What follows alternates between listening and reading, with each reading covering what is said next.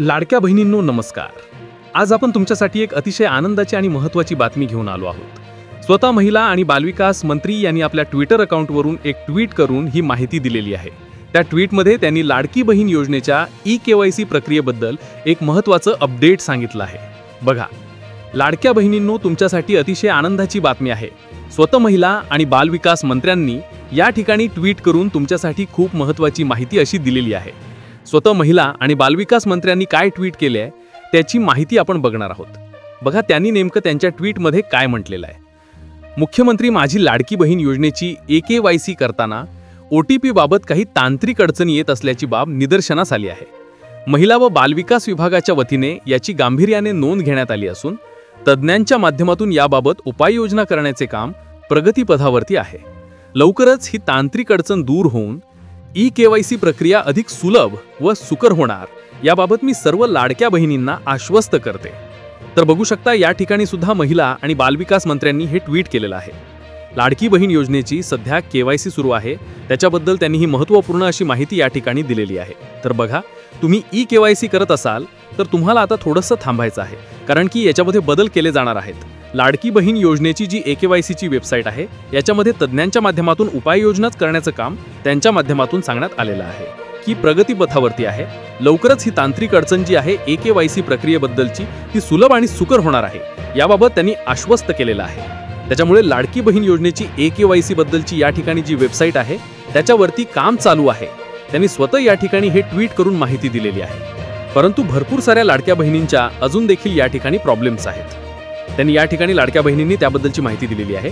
त्यांचे प्रश्न आहेत, जसं की आपण जर बघितलं, बघा, काही लाडक्या बहिणींचं म्हणणं असं आहे की कमेंटवरून देखील ह्या लाडक्या बहिणींनी या ठिकाणी माहिती दिलेली आहे.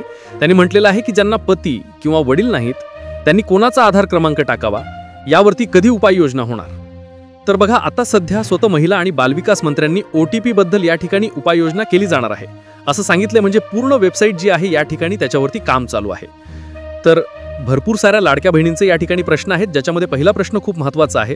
त्यामध्ये भरपूर साऱ्या लाडक्या बहिणींनी कमेंट करून देखील विचारलेला आहे, ज्याच्यामध्ये पती किंवा वडील नसतील तर मग नेमका कोणाचा आधार क्रमांक टाकायचा. बघा, हा प्रश्न तुम्हाला देखील पडलेला असेल. तुम्ही देखील ई-केवायसी करत असाल, तुम्हाला देखील कुठला प्रश्न पडलेला आहे नेमका कमेंट बॉक्समध्ये सर्वांनी कमेंट करून सांगा, जेणेकरून सर्वांपर्यंत ही माहिती पोहोचेल.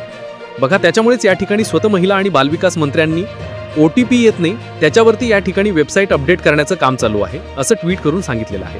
त्याच्यामुळे सर्वांनी कमेंटमध्ये सांगा तुम्हाला नेमका काय प्रॉब्लेम येतोय KYC करताना. तर बघा, पहिला महत्त्वाचा प्रश्न भरपूर साऱ्या लाडक्या बहिणींना पडलेला आहे की पती किंवा वडील नसतील तर मग नेमका कोणाचा आधार क्रमांक टाकायचा. बघा, सुरुवातीला आपण ई-केवायसी करतो त्यावेळेस स्वतः लाडक्या बहिणींचा आधार क्रमांक या ठिकाणी टाकावा लागतो. त्याच्यानंतर OTP येतो. आता बऱ्याच जणांना हा OTP भेटत नाही, त्याच्यामुळे या ठिकाणी लाडकी बहीण योजनेची वेबसाईट जी आहे ई-केवायसीचं त्यामध्ये अपडेट्स चालू आहे असं स्वतः महिला आणि बालविकास मंत्र्यांनी आता ट्विट करून सांगितलेलं आहे. परंतु OTP टाकल्यानंतर मग नेमकं या ठिकाणी जर पती किंवा वडील नसतील तर कोणाचा या ठिकाणी आधार क्रमांक टाकायचा, हा प्रश्न देखील खूप महत्त्वाचा आहे. याच्यावरती देखील उत्तर भेटणं गरजेचं आहे. तुम्हाला काय वाटतं कमेंट बॉक्समध्ये नक्की सांगा. त्यासोबत बघा, आता दुसरा प्रश्न भरपूर साऱ्या लाडक्या बहिणींचा आहे. ज्या लाडक्या बहिणींना या ठिकाणी पती नाही आहेत किंवा वडील नाही आहेत त्यांनी कोणाचा आधार क्रमांक टाकायचा आणि ई-केवायसी मग नेमकी कशी करायची, हा मोठा प्रश्न या ठिकाणी आहे.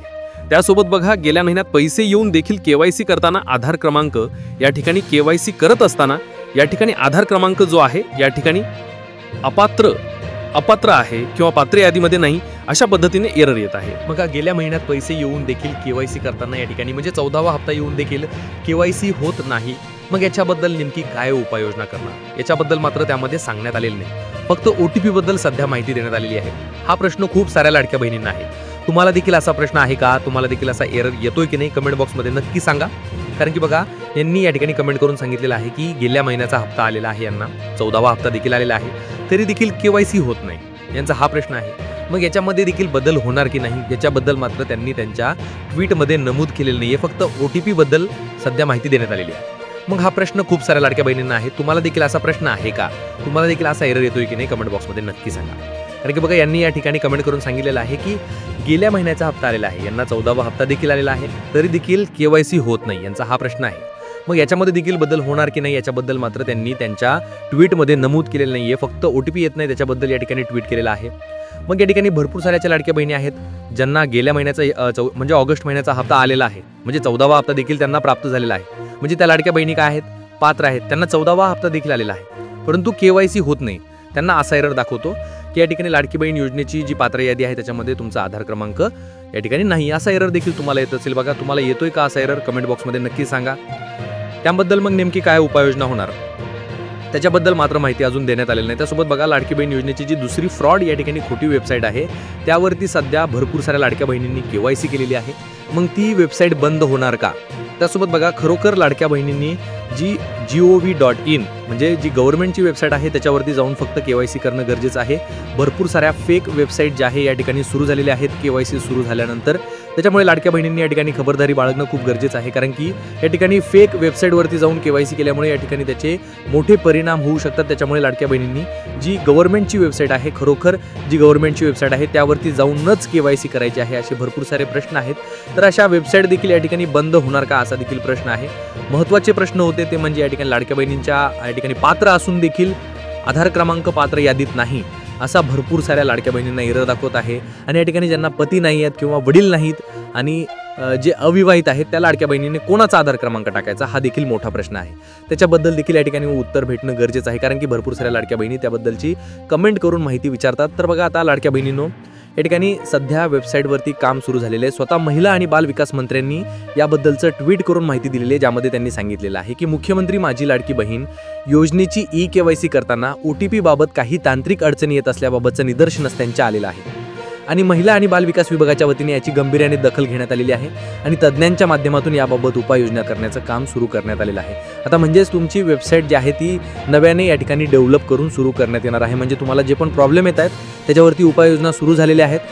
परंतु या ठिकाणी सध्या त्यांनी या ठिकाणी जी माहिती दिली आहे ती फक्त OTP बद्दल त्यांनी म्हटलेलं आहे, परंतु बाकीचे ज्या अडचणी आहेत त्याच्याबद्दल देखील या ठिकाणी लवकरच माहिती मग येऊ शकते.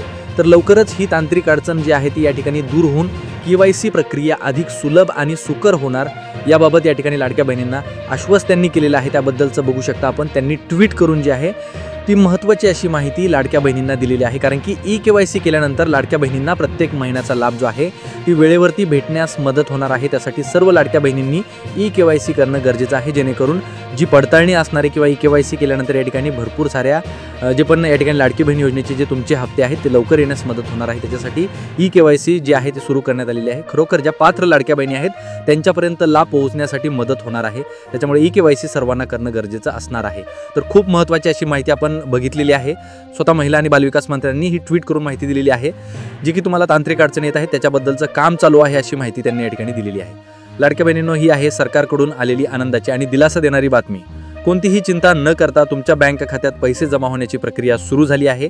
यावेळी तुम्ही सर्व 21 जिल्ह्यांची यादी व बँक तपासून लवकरच दोन्ही हप्त्याचे 3000 रुपये खात्यात मिळवू शकता. आनंदी व्हा आणि इतर लाडक्या बहिणींनाही ही माहिती शेअर करा. धन्यवाद.